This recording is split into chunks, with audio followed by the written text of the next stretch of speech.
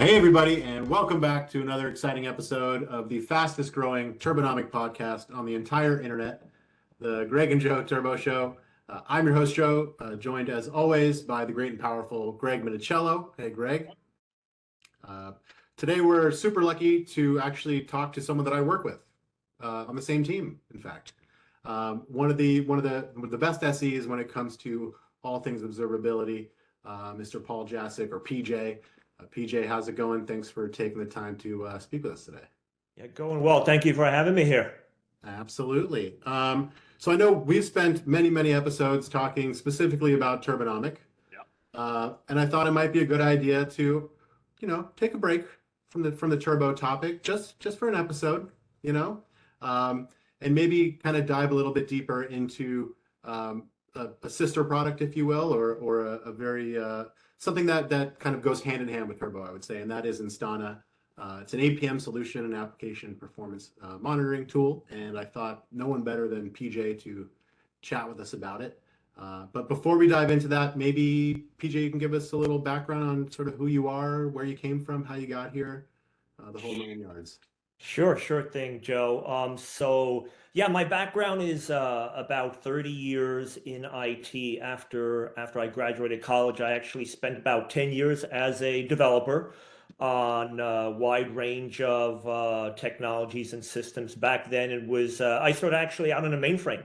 I was a CICS, COBOL, IDMS jockey for several years. Then I went into kind of systems programming on the mainframe.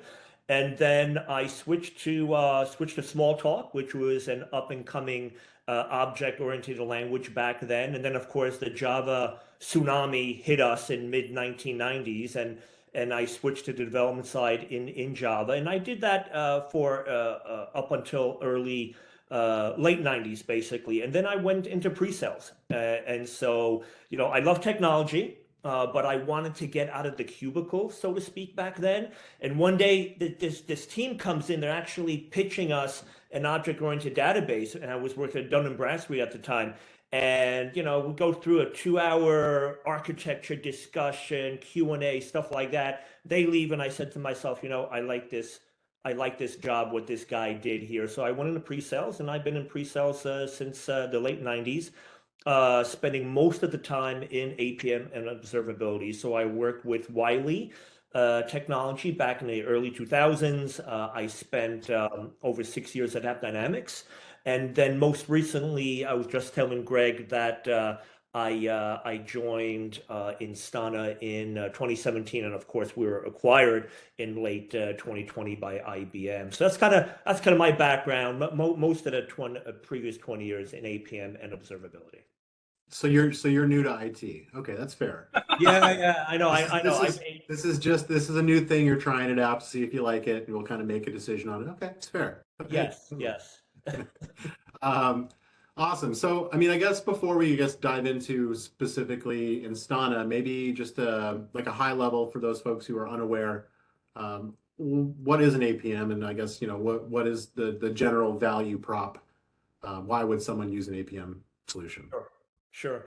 Well, so, APM, application performance monitoring and management and observability, fundamentally, it's all about providing visibility into one's environments and the applications that are running in those environments, and then using that visibility to help you understand when there are issues occurring related to performance and things like that, where those issues are, so you can identify those issues more quickly than otherwise possible, and then with that knowledge be able to fix them as soon as possible. That's really what it is. Okay, if you don't have the visibility, there is no way you can effectively improve your troubleshooting times and experiences for your customers if you don't have some sort of insight. And so that's really what APM and observability said.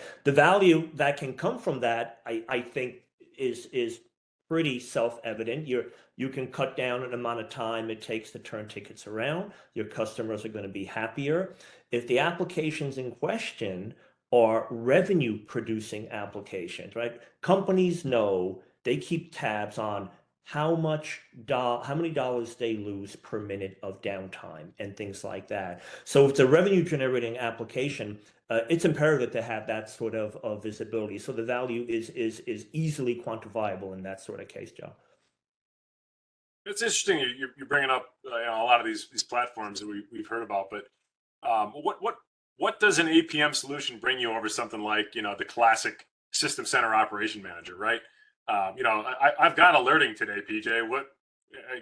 What else do I need? Well, why do I need an APM platform? Right. Yeah. So great question. So think of it in terms of evolution, right? If we go back to, let's say, the year 2000, and people are writing Java applications, typically the monitoring back then consisted of two things. Like you said, there were system monitors to give you insight into the resource utilization of the servers you're running your applications on, the typical OS memory, CPU utilization, things like that.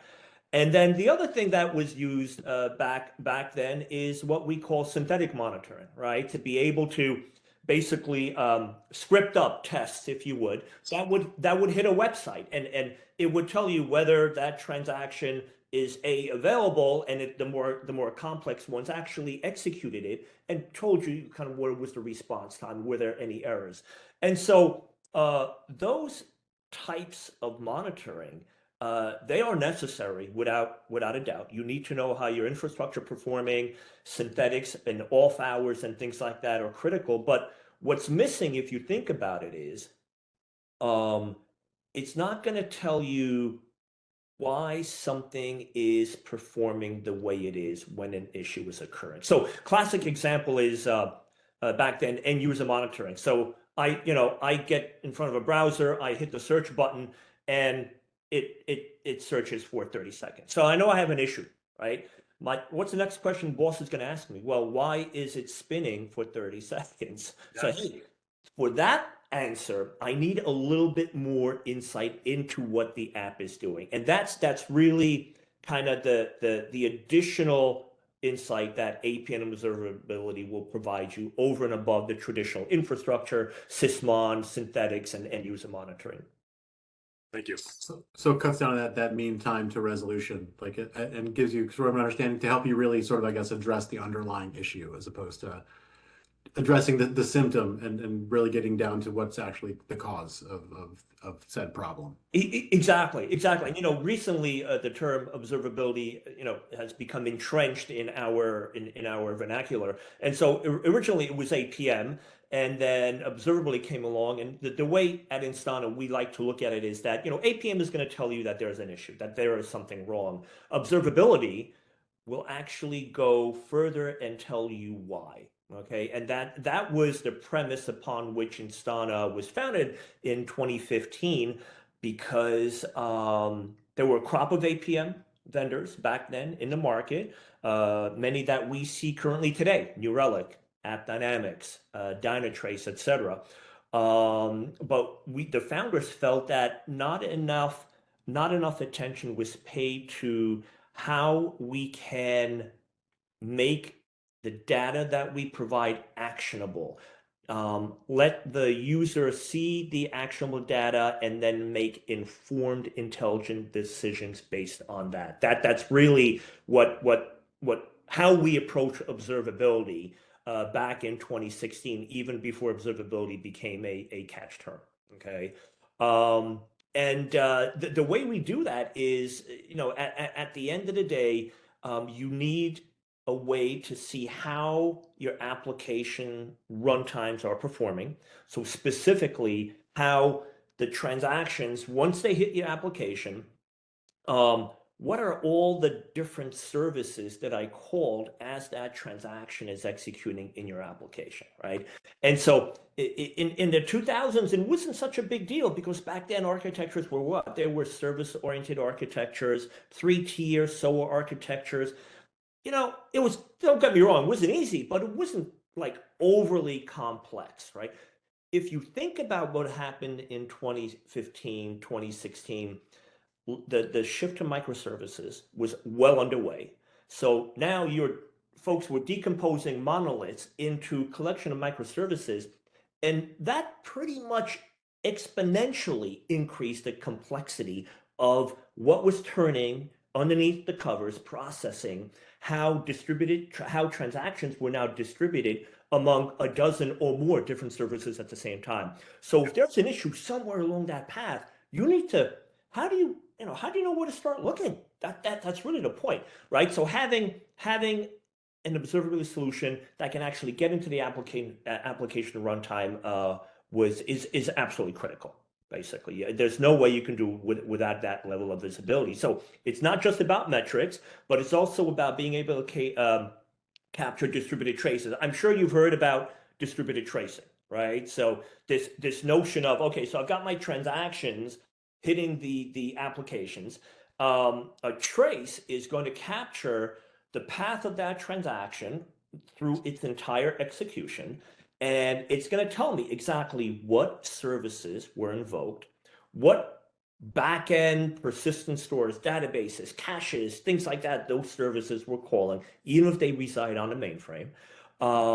And then with that diagnostic view, if there's an issue, at least now I begin to narrow or focus down on the component that I need to be looking at.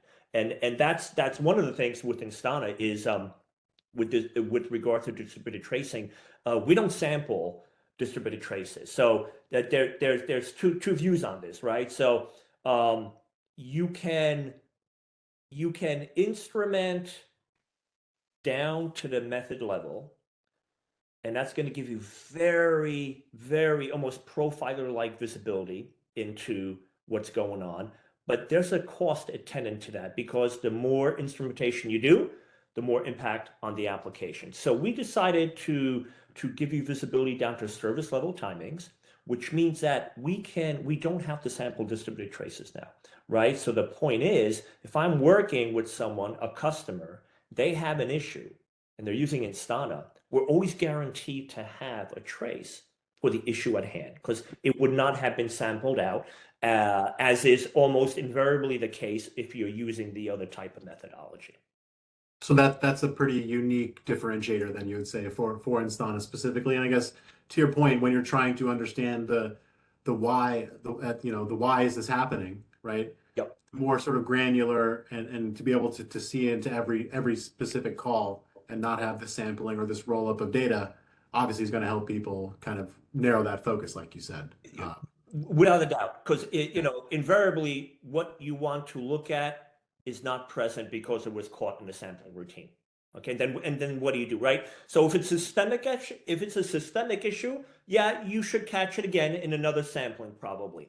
But if it's some of these intermittent, needle in the haystack type of issues, it's rare that you're going to be able to grab those guys in a sampling, right? Right. / inconsistent is the devil. Yeah, no, exactly.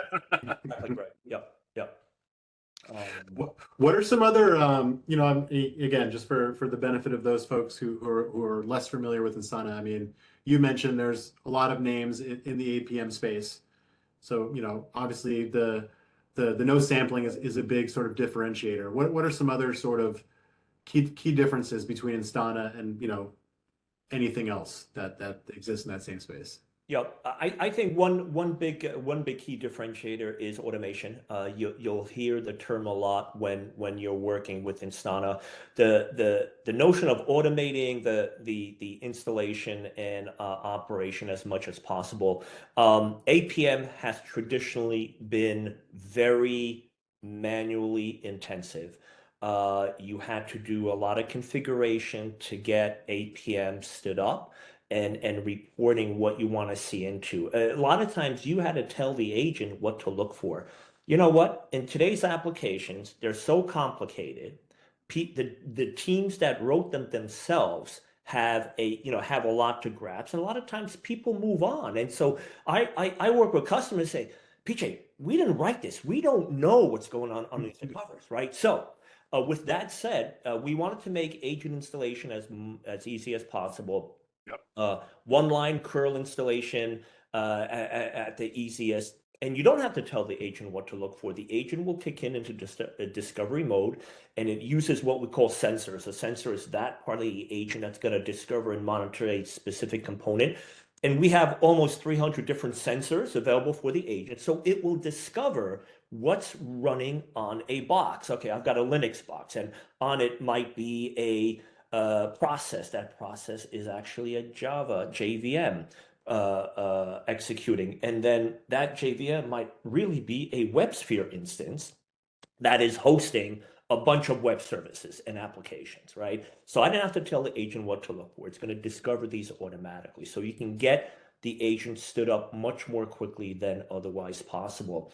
And the other automation aspect is that when you get discovery occurring, you want to have pre-built dashboards.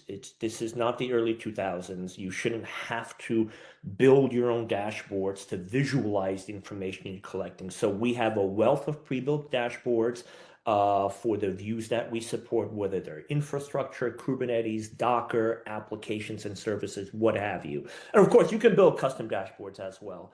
And then the other part of automation is really when out of the box, we have several hundred different eventing rules. Think of an eventing rule as a curated list of best practices encompassed within rules that are evaluated for the things that are being monitored. So out of the box, let's say there's over a dozen different eventing rules continuously monitoring the hosts that we have agents on. And so if somebody's burning a CPU too hot, or if there's some TCP issues, as if a disk drive or a file system's running out of space, we're going to fire an event, and then you can capture that as an alert and notify teams. So out of the box, you get a wealth of eventing rules that you don't have to sit there and create your own. You can do custom ones as well, but the notion of getting actionable information right after literally installation and some data is being collected goes a long way to getting some real value of a product like Instana, basically.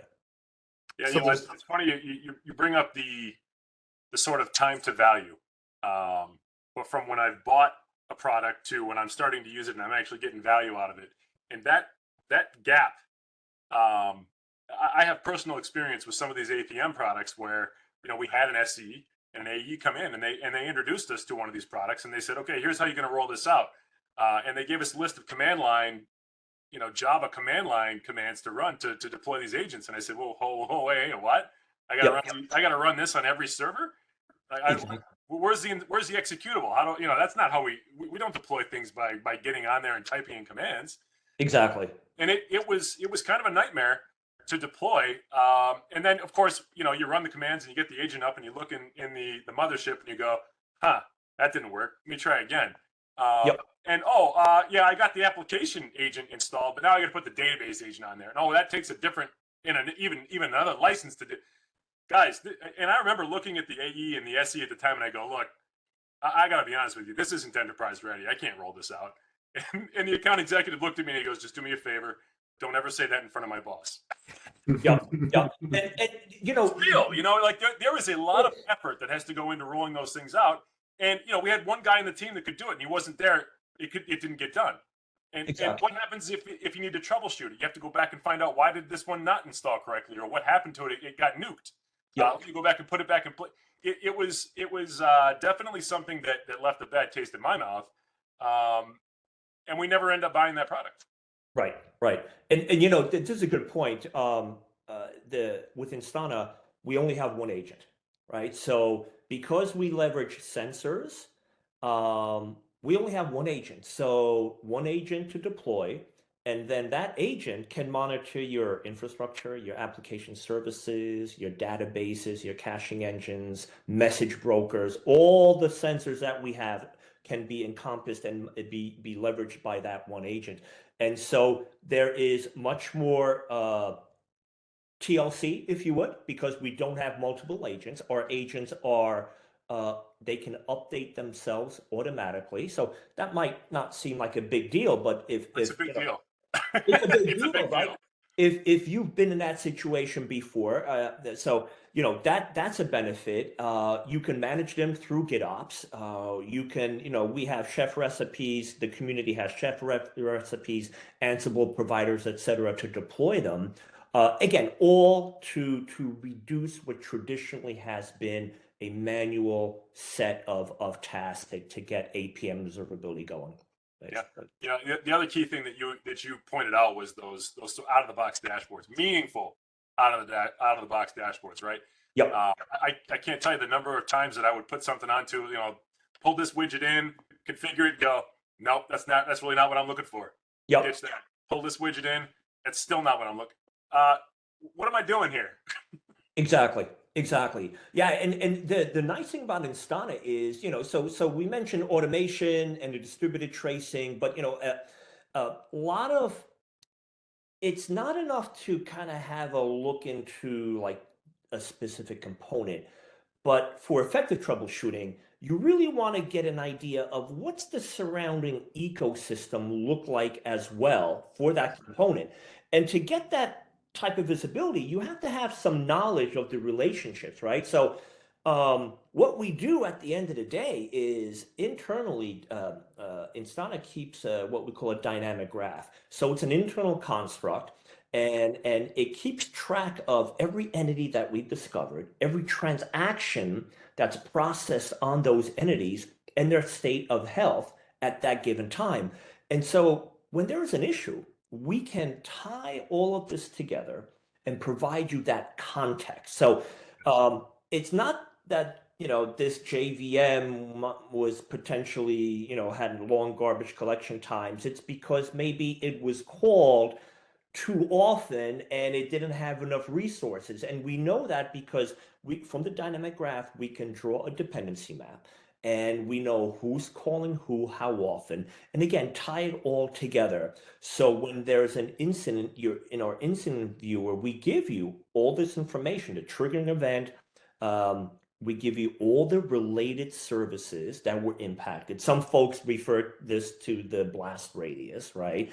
And we capture infrastructure events as well, and kind of winnow out all the irrelevant data, so you only can focus on the issue at hand, basically. Okay, so that's a very good point. And you know, the other thing I want to mention, you were like talking about like dropping agents and stuff like that. You know, nice thing about Instana is that if you look at the economic side of the house, right? So I'm going to talk economics for a minute, not you know too much tech stuff.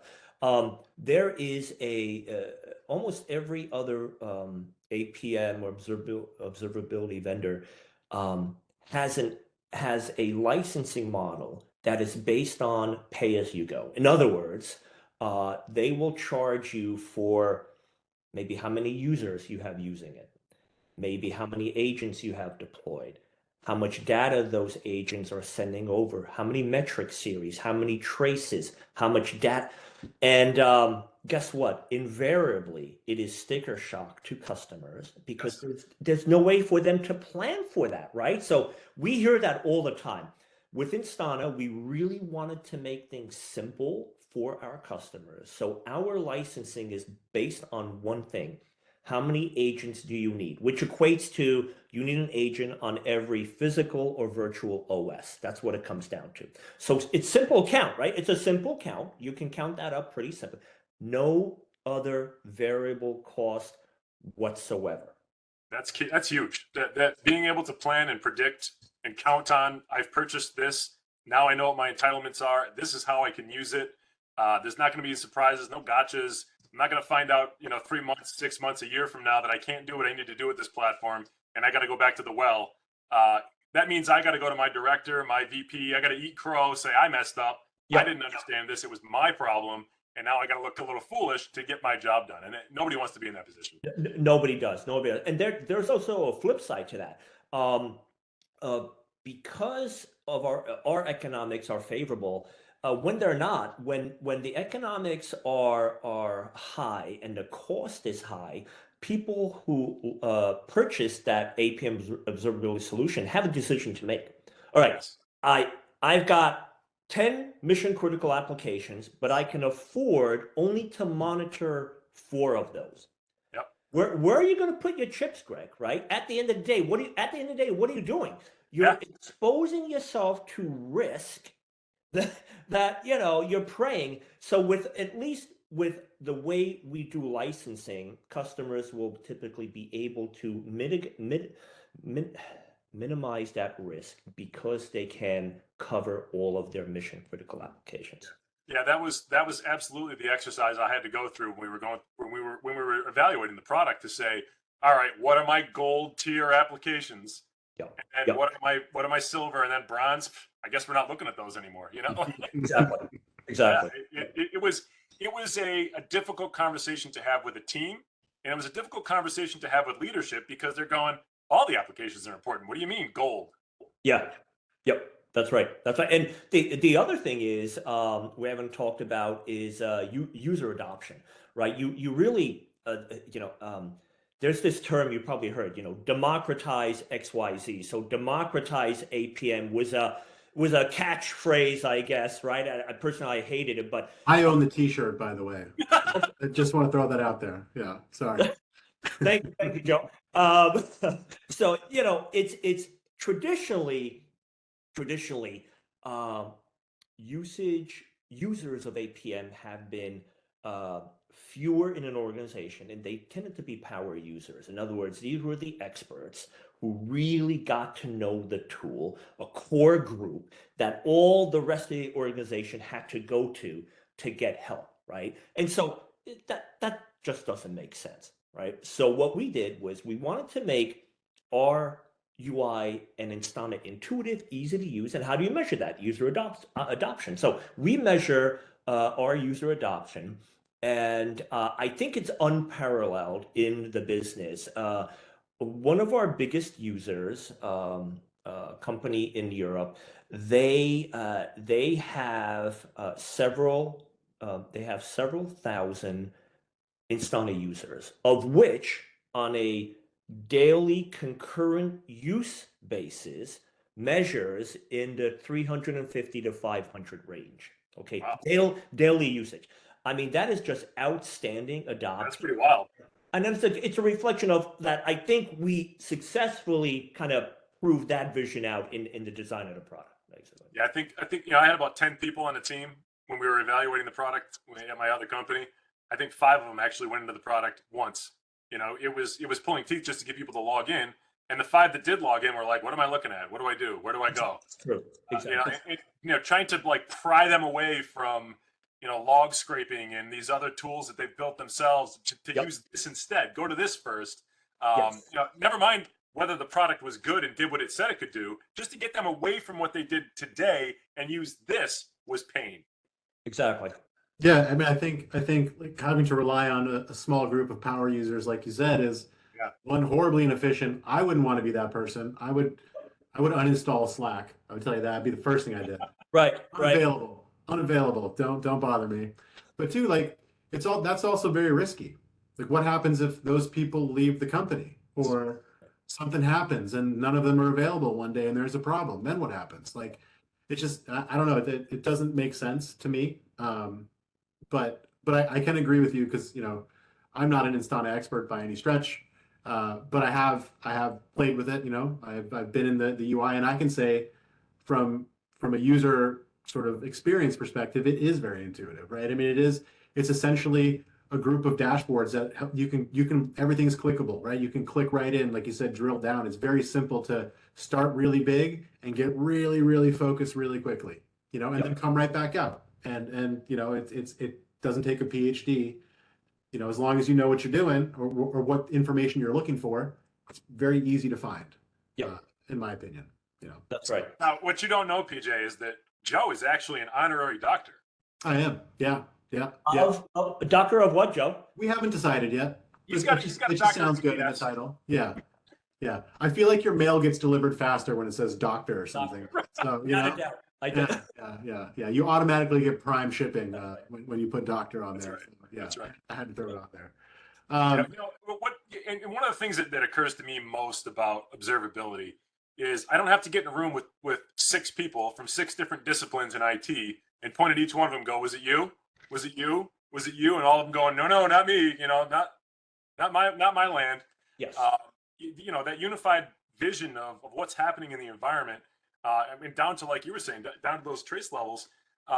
It's already there. It's already collected. I don't have to have a war room. I can just go to the dashboard or go to whatever it is that is displaying that visibility to me and get a very good contextual idea about what's going on, why it's happening, and what I need to do to resolve it. Without a doubt. And it's really about breaking down the traditional silos, right? Everybody's looking at their own tools, like you said. It's not me, it's the guy next to me kind of thing, right? So absolutely, that is something that Instana can provide, this notion, okay, we don't have to assemble dozen people on a call and leave that call open all day long, etc. Right? You can come to the table with actionable information, and Yes.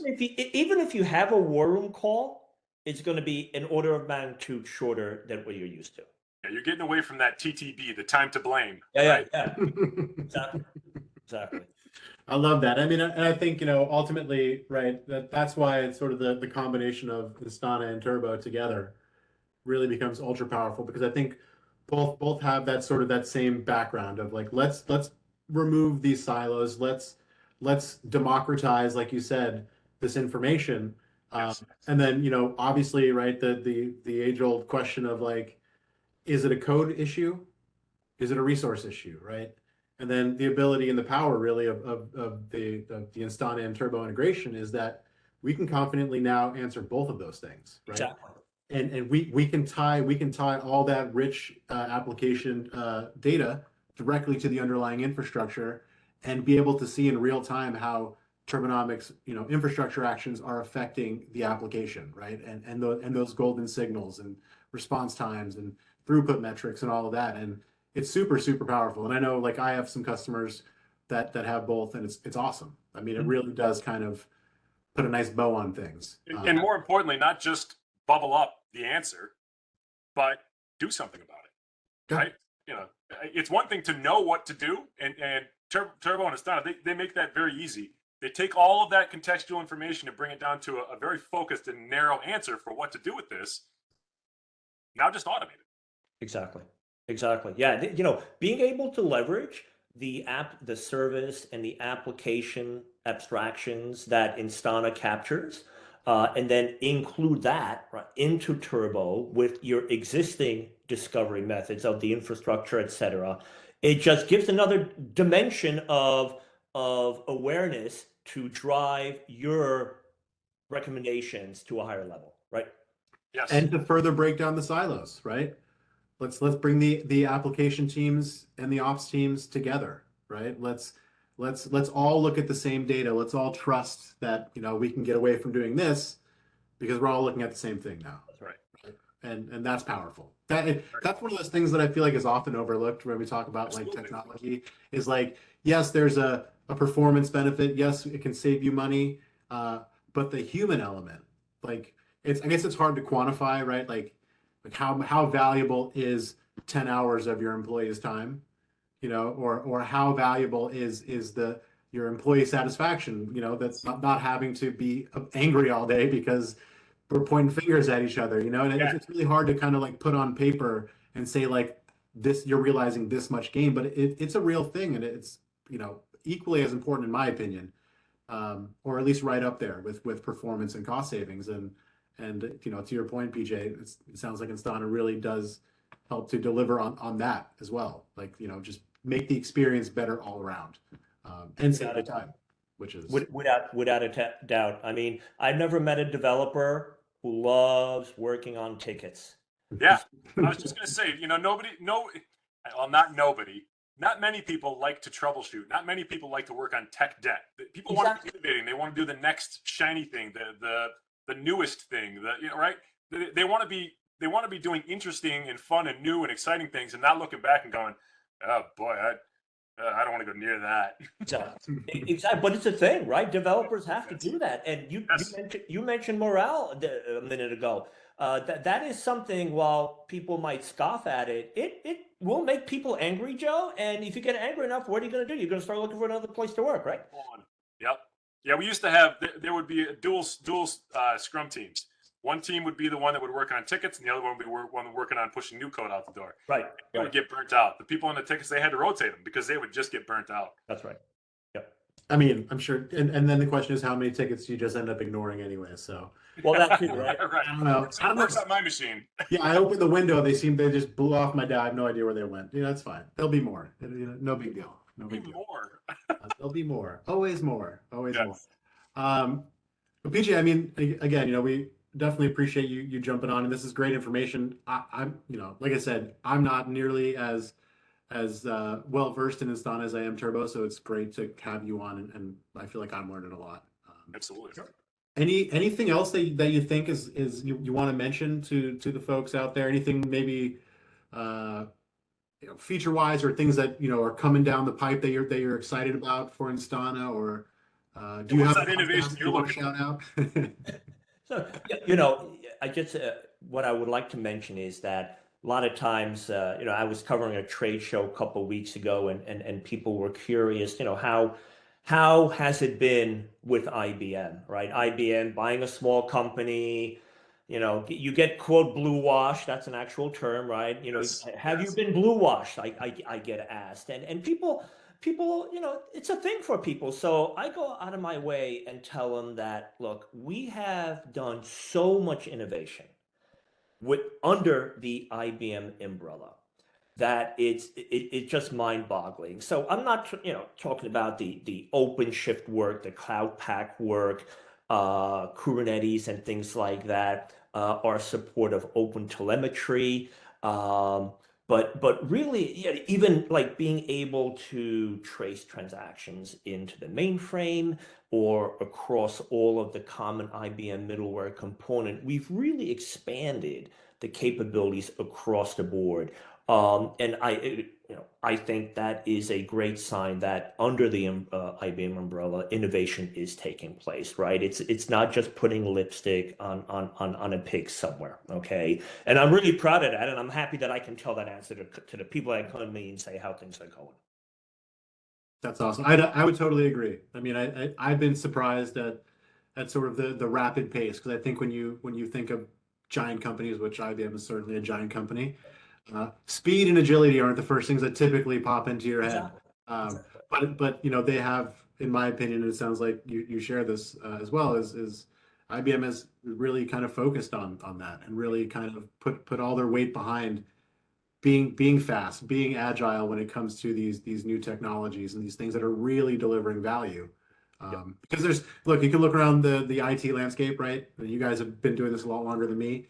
But you can probably name 100 products that don't really provide all that much value, right? That just are, they're there. Maybe they do two little things, whatever. But it's rare, I think, with IBM now, especially just in our little bubble here, this AI ops bubble, right? We have Turbo, we have Instana, we have Apptio now. I mean, these are real powerful platforms that not only provide value but also work together. This creates like a closed loop here, which is pretty incredible to solve a lot of business problems. And I like you, PJ, I'm excited to see this continue and see where this ends up. So I do appreciate it. But before we go, though, I do have one question. You're a New Jersey guy, right? I am, yeah. Well. Okay, all right. So this is probably the most important question. I would say, is it pork roll or is it Taylor ham? The people want to know. What is it, PJ? The people want to know. People demand an answer. Pork roll or Taylor ham? If you are north of, let's say, no, don't be a politician, PJ. No, all right. According to PJ, Taylor ham. Taylor ham. I agree with you. Okay, that's the right answer, by the way. That's the right answer. Yeah. If you disagree, feel free to drop a comment. And I will respond. Tell us why pork roll. That you are wrong. Yeah, absolutely. It's okay to be wrong. There you go. But no, PJ, I really appreciate it. And again, yes, great. It's awesome to get to work with you. As I said, we're on the same team, so it's you teach me a lot, and I appreciate it. Imagine me. I'm just meeting him. This is fantastic. Yeah. Listen, I've been working with him for a while. This is it. Yeah, we're making friends here. Making all connections. right. That's right. But we do appreciate it. And again, for all those watching, if you're looking for more great content, check out our community page. Instana has a community page as well. Feel free to drop a comment if you have any more specific questions about Instana. I'd be happy to get those answered. And as always, if you have ideas for topics you'd like covered, let us know. We'd be happy to have an episode. And PJ, we hope to have you on again. And thanks for the time. And Thank you for having me. we'll see you guys on the next one. Later. Bye, guys. Bye, guys. Bye-bye.